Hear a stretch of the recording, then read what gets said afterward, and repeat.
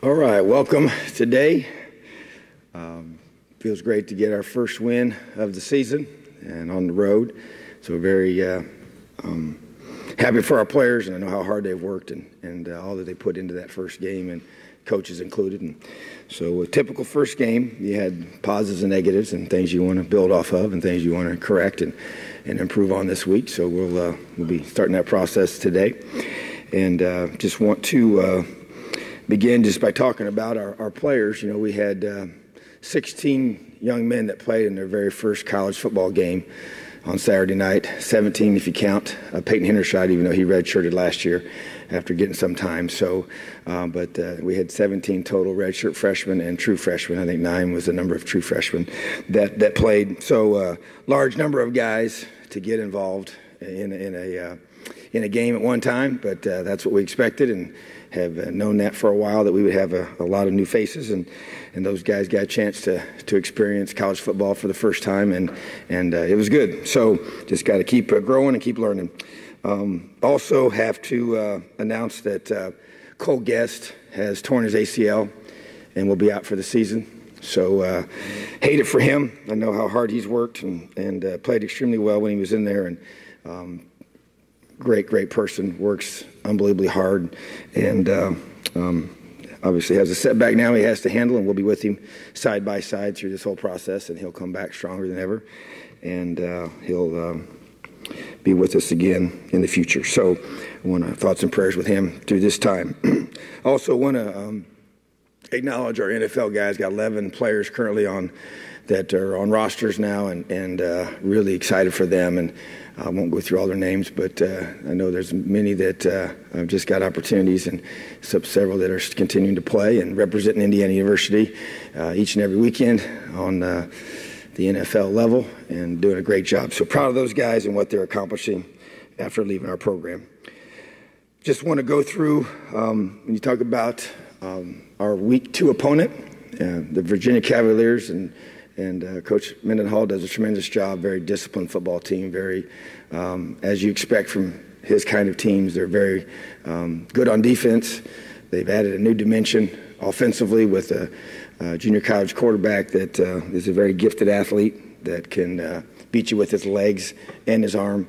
And that was obvious in Week 1. And his name's Bryce Perkins. And so he's got our attention very quickly. And so very impressed with their offense. And so now you mix a explosive offense with a very stingy defense, and they're always consistent and very effective on special teams. So Coach and his staff there do a tremendous job, and they were impressive in their Week 1 opener against Richmond, a very good 1AA program, or FCS as we call it now, and they did some really good things. So we'll have to improve from Week 1 in order to play an ACC opponent here at home. Excited about our home opener and the opportunity to for our fans to see the south end zone and all the hard work that's gone into that, and just really excited about being able to be at home. I enjoy the road games. I enjoy the time with our team and what that builds with your team, but there's nothing like playing at home.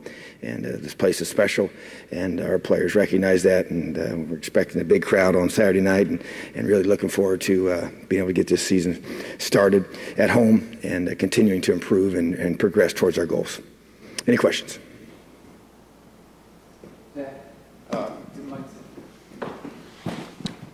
I guess with Cole out, number one, just forgive the standard Morgan question, if there's any update there, and then also who do you look at specifically, maybe from last weekend, if Morgan also is, if there's no update, to maybe fill that number one role at running back?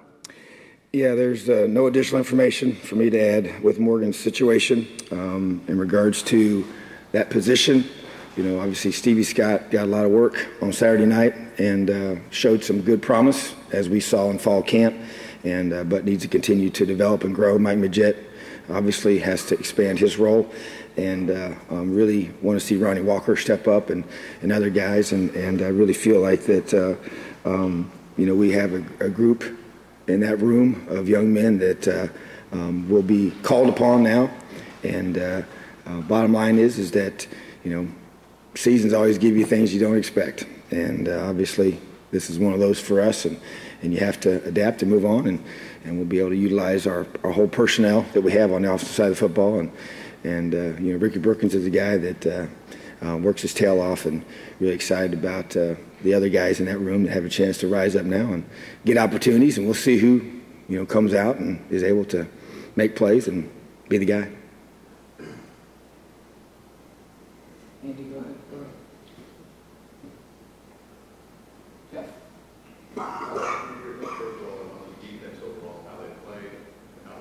Was getting the turnovers and especially scoring off the turnovers.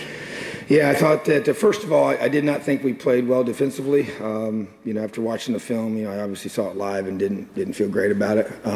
Really disappointed in our fits. I know we got a lot of new faces. I get that. That's part of the growth.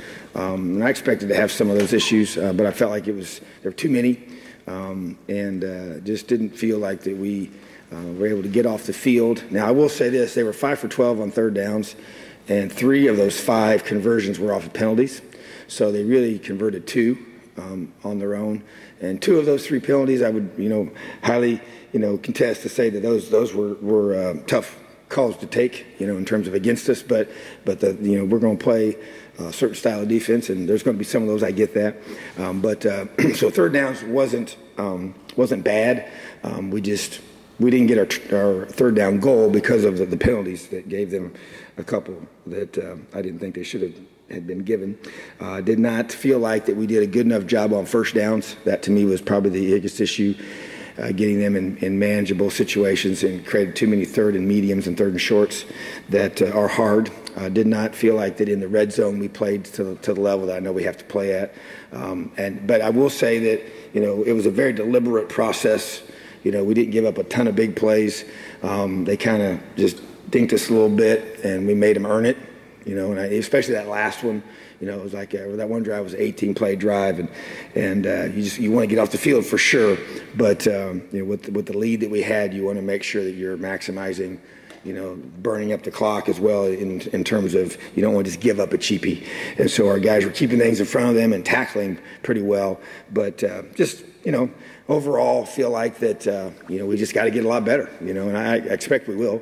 That's what we went through, and I was tough on them today in our meetings and challenged them about the standard that we've set on defense. But it's you're kind of rebuilding all this, with so many new faces and guys out there for the first time, and had some rookie mistakes several times, and that's unfortunately to be expected. But they have to decrease each and every week. And so to me, that's the key for us, is how well we as coaches can get our guys prepared to be able to play at a high level defensively, and to be able to create opportunities. And I share with our offense and challenge them early on to be able to be the ones that carry our football team early as we bring this young defense along. And so I did the opposite last year with our defense towards the offense, and knowing that we had a lot of guys coming back on defense last year and expected them to carry our football team until the offense came along. But then you throw in the takeaways, and to me that's why I knew they were going to be huge this season. And so when you have a young defense, it kind of puts it back to when I first got here. That was how we were able to create things and change field position and create momentum for our offense and for our team, is the takeaways. And it was definitely true on Saturday night. Getting the 2 fumbles and the interception. Then when you get a pick 6 and you end up scoring on defense, that's when it really magnifies itself, and you're really, really thrilled about what you're doing on that side of the ball. So created the momentum that we needed at that time in the game to go up by a score and be able to get our offense in great position and get that momentum and that sideline into it. So was encouraged by that. I just feel like that's what we got to keep doing. We're just raking at the football. That first one was a caused fumble by Jonathan Crawford as he raked at the football on the sideline, and then Monster there was the one that was able to recover it, Devon Matthews. And so really, cannot emphasize enough how we got to keep getting takeaways. Got to. That's a big part of what's going to help us be successful this year. They seem to have a pretty legit front seven the other night. How'd you grade the offensive line? Did you see enough? Did you want to see more? What was your reaction? Yeah, their D-line was I think the strength of in terms of just talent, it was their most talented group by far. And then after watching the film, and there's a couple of those guys were new that we didn't know. I knew they were talented players, hadn't seen them play in person, and they were impressive. But I told our offensive line and told our coaches. I was disappointed in our offensive line, even though they did okay. I did not feel like they finished the way I wanted to finish blocks, finish the drives. Just, it was not to what I want to see. I felt like that they did a lot of good things. We rushed for over 200 yards, but still, 3rd and 1. I want those 3rd and 1s. Those we have to get those 3rd and 1s, and that's what I expect, and that's what we're going to be. We have to be able to do. And it was lost a one-on-one battle up front, which was the cause of that one on a critical situation when we want to be able to stay on the field, and get those key first downs. So I would say it was a solid performance, but it wasn't what I expect out of that group, which I've said from the beginning is the strength of our team, and I want them to own that. I want them to take it personal, and I want them to elevate their levels of play and rise to another level of being able to dominate on game day for 60 minutes. And I know we had some long drives, and it was very hot, and you can prepare for that heat all you want, but we don't live in the South, and I know that, and I've lived down there long enough. It's just different. And fortunately, it was a night game, which helped. But night in the South is different than the night here, and so the humidity is completely different. So there was, the fatigue did start taking its toll a little bit, but that's part of it. We knew that, and that's why we played a lot of guys. And fortunately, we were able to come out on top. But I think our O-line got a little fatigued, and that's something we've got to just continue. And we just talked about too, just playing yourself into. You don't ever have 12, 13, 14 play drives, in practice. You really don't. Sometimes you might go, some longer, but unless you do a scrimmage, which you only do 2 really full ones in the fall camp, you never get those opportunities. So playing those guys into playing shape as far as those long of a drive for the offensive line, I think is critical. Defensively, you usually, sub those guys all out, and so it's a little bit different on that side of the ball. But offensively, you often do not up front. And so just want to make sure that those guys are just continue to get better. I want them to have an edge about them and play at a certain standard that we have. And I just feel like that we played good, but not great. I want to be great. Forgive another one that you're probably tired of getting questions about, but I don't know if we quite asked this after Brandon left. You talked about really kind of possibly targeting Michael for the 4-game redshirt rule. He's already played 1 game now. Do you envision maybe him being a guy that you turn to for more than 4 games this season? Maybe it's just a regular part of the game plan, or would you still maybe at least for now, like to try and keep him protected?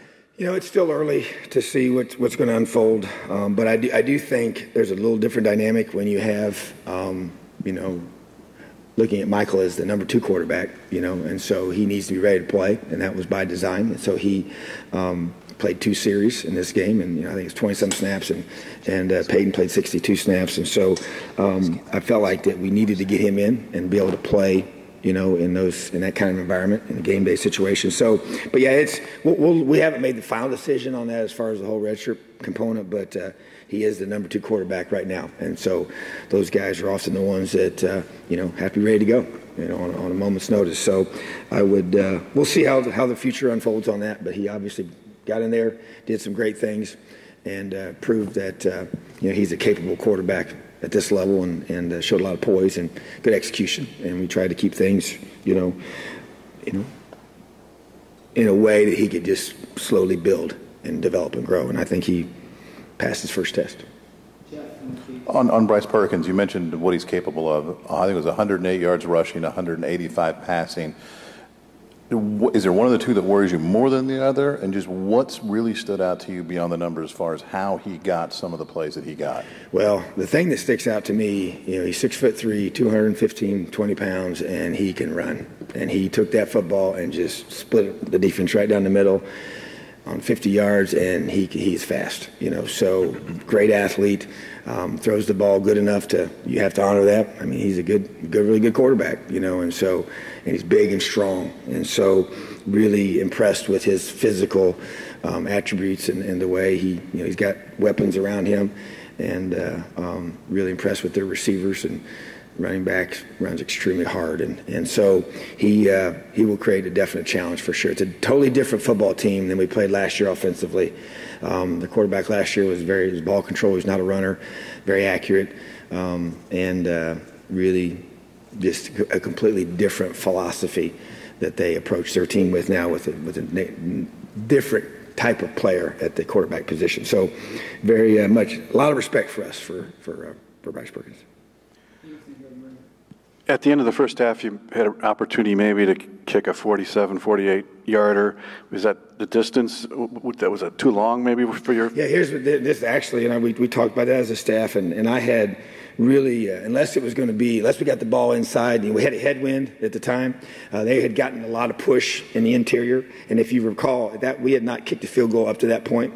And so I did not want it to be his first field goal would be in that kind of environment, in that situation. So unless we got the ball well inside the 25, we basically were just we did not want them to get the ball another snap. We knew we were going to get it in the third quarter.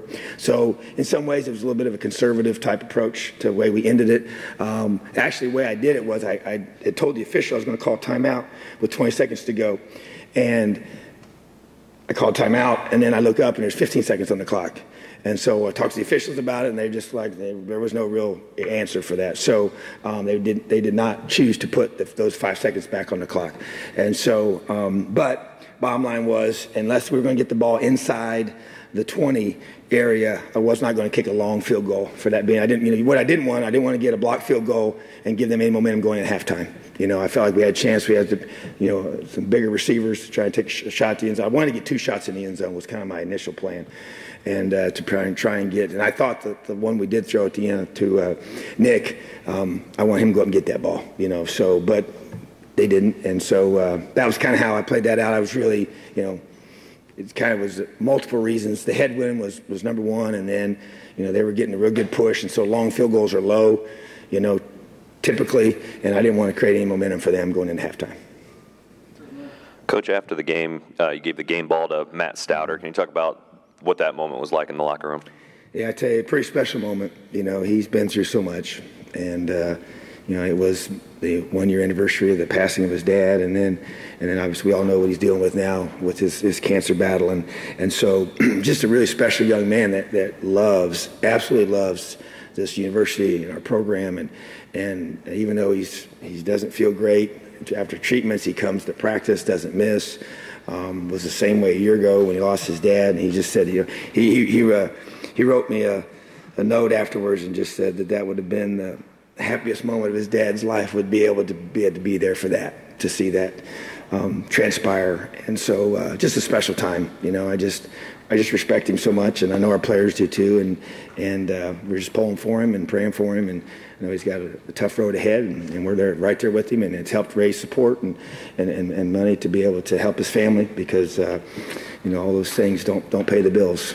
So we're just trying to do what we can to help him, and Ricky Brookins has led the way, as you all know, with that, and just a special time. So he was, I think, a little caught off guard. I don't think he expected that. So I really, I'm glad we were able to do that for him, and that was pretty neat. You mentioned disappointment defensively. You had 12 different players play on the defensive line. How much was it the defensive line's issues that caused that disappointment? Well, I didn't think they played their best, nor did the linebackers. I think that those, especially, I was really disappointed in linebackers, and that's an area that I focus on and put my eyes on. And Coach Womack and I spent a lot of time the last couple of days looking at everything and challenged them this morning in our meeting and challenged the defensive line. And so I think it was a combination of those two groups that to me didn't play to the standard that we want here, and be able to secure their gaps and play with discipline, and there's no question they did some things that you don't prepare for, and you have to adjust, and when you get that many new faces, and we have a lot of new guys and rotating in on the D line, a lot of new linebackers playing, and it does, you're going to have some. I just felt like it was too many. I expected some of that for sure, but I just felt like that we just didn't play with the discipline of our fundamentals fits that you have to do. And so that's going to be the focus this entire week, fundamental fits. You opened up talking about a lot of the new guys, or guys that played for the first time, played meaningful snaps for the first time. As you went back through film, were there a small handful that maybe surprised you, guys that maybe played a little bit above what you thought they were capable of, or anything like that? Yeah, I think overall, I feel like that, a guy that stuck out to me, Peyton Hendershot is one that I know he has played, but redshirt last year, and just the challenges I've given to him in the last, several months about elevating his game, I really was encouraged to see his progress and the way that he performed confirmed why we named him the starter. And I think Matt Bjornson's another one that really sticks out to me and has kind of impressed me, maybe surprised me in some ways. Didn't know if he would be able to contribute this much this often or this early in his career, but really does a good job. I think Stevie continues to be a guy that we really didn't know if he'd take hardly any snaps at all this year. He was injured his senior year of high school, didn't play a lot that year. Played both offense and defense, so it wasn't like a seasoned guy, and so I've been encouraged by him. And I think Ty Freifel was another one that's continued to elevate and keep getting better, and did have a good fall camp, and excited for him. And I feel like that those are key guys. And Jalen Williams, is another one that jumps out to me, making plays, and I just feel like that he really will be a very, very special player. Devon Matthews, who we call Monster, is another one that really sticks out to me, to be able to continue to develop and make plays and grow. And I thought Reese did some good things, and we expect him to make plays, and want to see that continue to grow there and develop. And so, but to me, those are a lot of the key guys. I think that it's going to take all of our guys. And to me, when you talk about first-time performers, Logan Justice to me was a guy that had never kicked in a game. He's 5 for 5 on PATs. He kicks a 36-yard field goal, and just really encouraged by his poise and consistency there, which is what that position demands. And so those are the kind of the guys that stick out to me. I thought Michael Penix was very poised for his first opportunity to play, and I think those guys were good. Now, this is my fault, but I didn't go through and give the players of the game. And I want to make sure I do that before we get out of here. But Donovan Hale was our offensive player of the game, and his 2 touchdowns were big and multiple catches, and just playing in a manner that I know he needs to play at and have challenged him to play at, and with his size and athletic ability. Jonathan Crawford defensively has the 2 takeaways, and then just the overall consistent leadership in the back end was our defensive MVP, and special teams was Logan Justice, as you would expect. And then scout guys who we totally rely on and cannot get ready for game week without them. Zindon Dellinger is offensive lineman from Fort Wayne Snyder, has been really developing well and working hard. David Felton and TJ Ivey, also guys that have impressed us and done a great job, working hard and giving our defense a great look. And then on the defensive side of the ball, for Scout Player of the Week was Sam Slusher. And he was also the special teams Scout Player of the Week. He's actually blocked multiple punts in practice. That's including from fall camp on. And really encouraged by how hard he's played. He's a young man out of Greensburg here in Indiana that's a walk-on here that is very athletic and has caught our coach's attention. So really encouraged by these young guys and how hard they're working and how they'll help us get better every day. Next question. Just 2 quick ones. Donovan Hale, is he able to practice every day now, or are you still kind of watching him? We still have a pitch count on him, to be smart with him. And I think as long as we continue to do that, I think that will allow him to be able to be, the whole objective is that he is full speed on game day. And so it's really kind of us being able to work with our strength staff, our training staff, and Coach Hurd as they communicate with Donovan and be able to know exactly how he feels each day. And then based on that is how we determine how many reps we want to get. So we got to get him ready each week, and that's what we've done all fall camp. And because it's kind of one of those things where it's just, it is what it is, and you have to just kind of manage it. And I think that's kind of how we've approached it from this point on, and it's been working well. And he played to a high level, and that needs to continue. And Reese Taylor played both ways for you. Is that going to be a regular thing? Well, I will say this, he's going to be on the field for sure. And obviously the situation with Cole, we have to be able to continue to grow offensively and distribute the football. And so I would expect to see his role on offense to expand, and be able to do that. So we'll see what he can handle each and every week. But I do know that the few times he touched the ball, he's got a chance to make things happen, and I think he's a special player. So that will continue. Anything else? All right. Great. Thank you. Have a great day. Elio.